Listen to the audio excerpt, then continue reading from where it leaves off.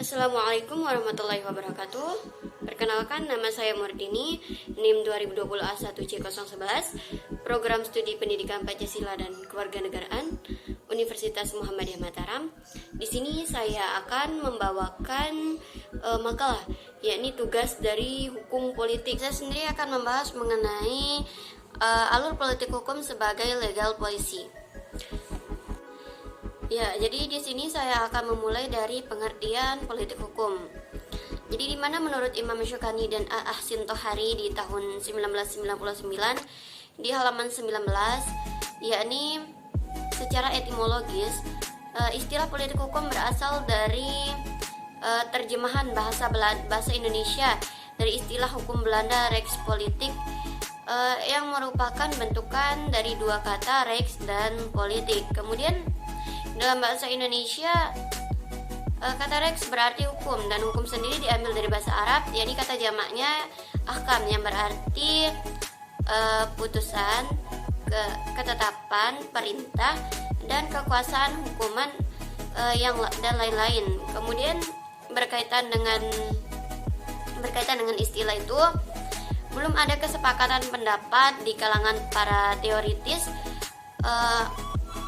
hukum tentang apa batasan dan arti hukum yang sebenarnya.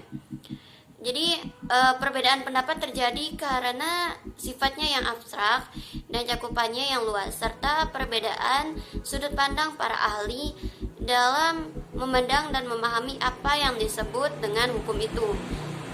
Namun sebagai pedoman, secara sederhana kita dapat menyatakan bahasa hukum adalah seperangkat aturan tingkah laku yang berlaku dalam masyarakat.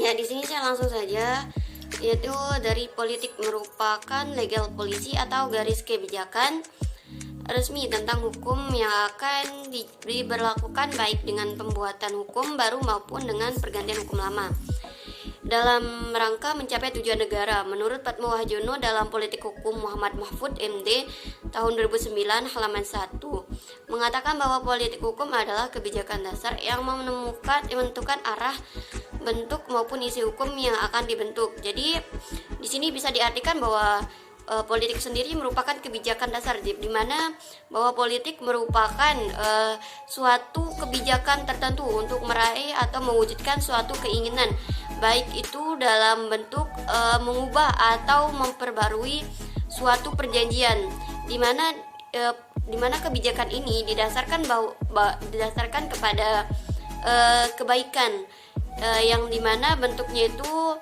pastinya sudah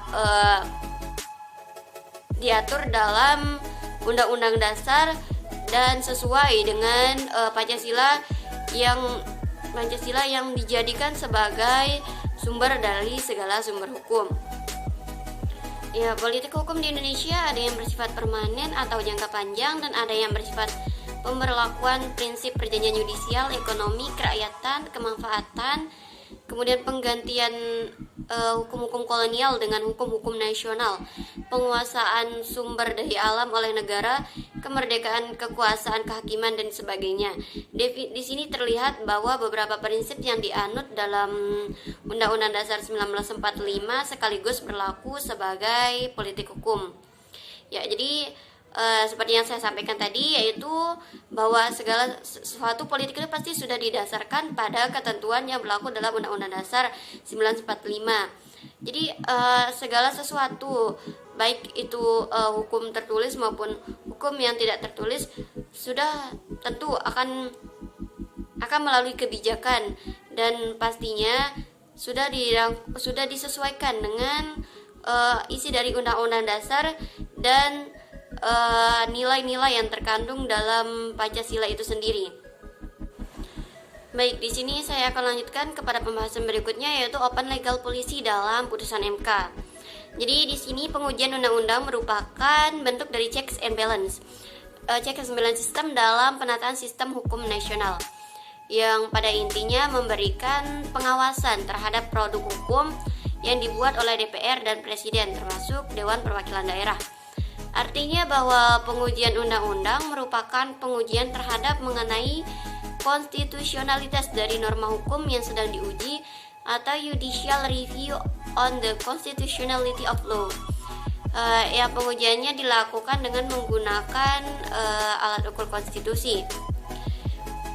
Ya, kemudian dalam pandangan Muhammad Fajrul Falak, upaya menjaga dan menegakkan konstitusi disebut sebagai constitutional review.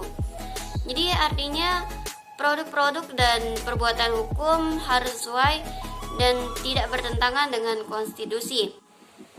Oleh sebab itu, MK sering dinyatakan sebagai the guardian of constitution and the star interpreter of constitution, atau sebagai penjaga konstitusi berdasarkan kewenangan dalam memutus apakah sebuah produk undang-undang telah sesuai dengan konstitusi atau tidak. Saya akan lanjut kepada legal policy dalam putusan MK yang pernah terjadi, yaitu pertama ketentuan presidential threshold, dan yang kedua ketentuan tindak pidana zina.